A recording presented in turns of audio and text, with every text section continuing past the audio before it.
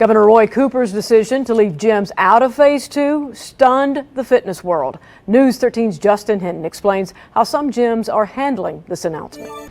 My fingers are crossed that we're going to be able to open next week. It was the Wednesday announcement 9-round owner Chris Blanc had been waiting for, and she was prepared. From these newly created workout boxes, spaced 6 feet apart, to a cap of 5 members per 30-minute workout, which they'll now have to sign up for ahead of time. We want people to come in already hands wrapped, heart rate monitor on, wait outside. We'll get rid of everyone out of here, clean, and then bring in the next crew. But it didn't come. Some businesses and places will remain closed in Phase 2, including bars, nightclubs, gyms, and indoor fitness facilities. Devastated? I was shocked. Never anticipated that gyms would be in that extra 5 weeks. A day later, and with impending bills, she's thinking about what's next. Do I have any options? Under the order, opening isn't one of them. But Danny Sharp of Biltmore Fitness has other plans. Well, we're going to open up 9 to 5 Saturday and Sunday.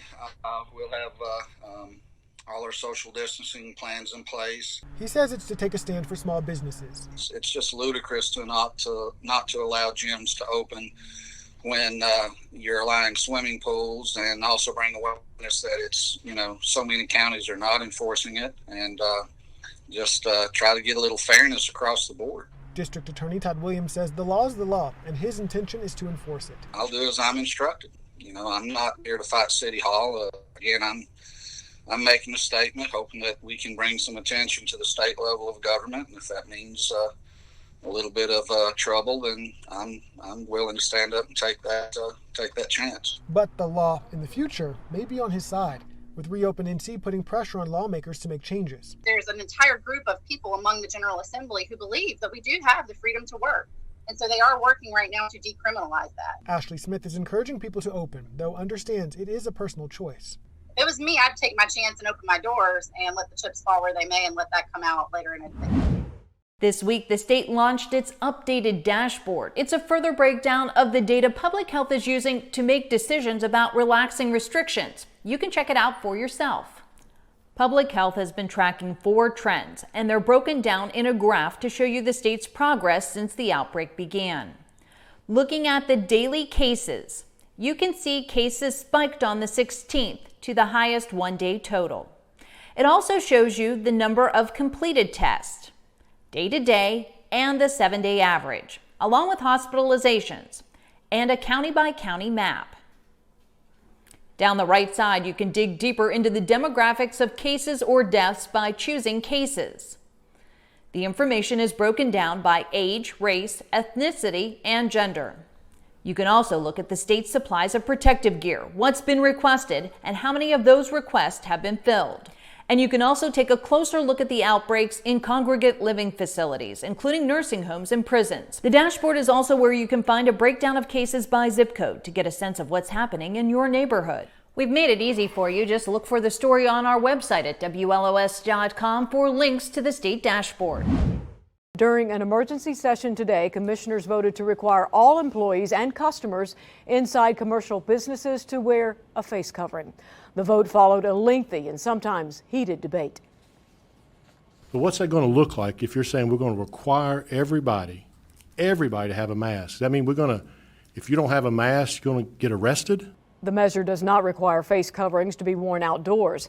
The requirements are part of the county's Phase 2 plan. There are more details to be released during Buncombe County's briefing, which is tomorrow at 3 o'clock. At least one local business owner says she's already abiding by those rules and that she's received some backlash. News 13's Taylor Young spoke with county commissioners about why they made this decision. Right now, local retail shops are facing backlash for requiring customers to wear face masks in order to enter. County officials say this new policy allows them to lean on something other than their personal preferences. And you got TMZ too. Like the superheroes in Morgan's Comics on Haywood Road, customers will also be wearing masks. Me wearing this mask is more about protecting other people. And those who do the same are also protecting her. I'm asthmatic. I was diagnosed last year, and so technically I'm high risk, but I own this store. So I have to come to work. She says while most customers have been supportive of store rules, others refuse to shop there. That's enough. We'll call somewhere else and hung up. In preparation for phase 2 of the governor's state order, Buncombe County commissioners signed a policy requiring all store owners and customers to wear face coverings. Currently, just, when businesses do it, they just have to explain to people that this is their sort of personal preference, which can put them in a difficult situation with some people, and they've asked us to adopt it so they can point out that this is not just their personal preference, but a community policy at this time. The policy, which has not yet gone into effect, does not apply to outdoor activities or businesses with minimal staff. Stores like Morgan's Comics and other retail shops across the county will have to adhere. This is absolutely not about politics, and heck, it's not even about religion. This is about being preemptive in the betterment, protecting your neighbors and your community and the world we all live in. Hoteliers here in Buncombe County tell me that tomorrow night they expect to be able to open to 50% capacity. That would include leisure out-of-town travelers.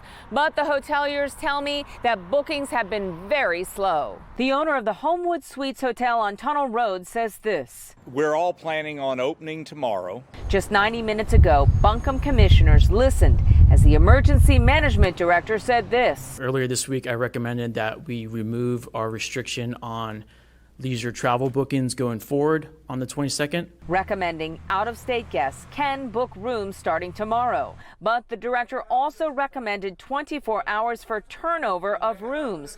Hotelier John Winkenwerder said he knew that was being discussed, but has concerns with that in weeks going forward. This is what hotel staff are doing now. We're requiring all of our people to wear masks.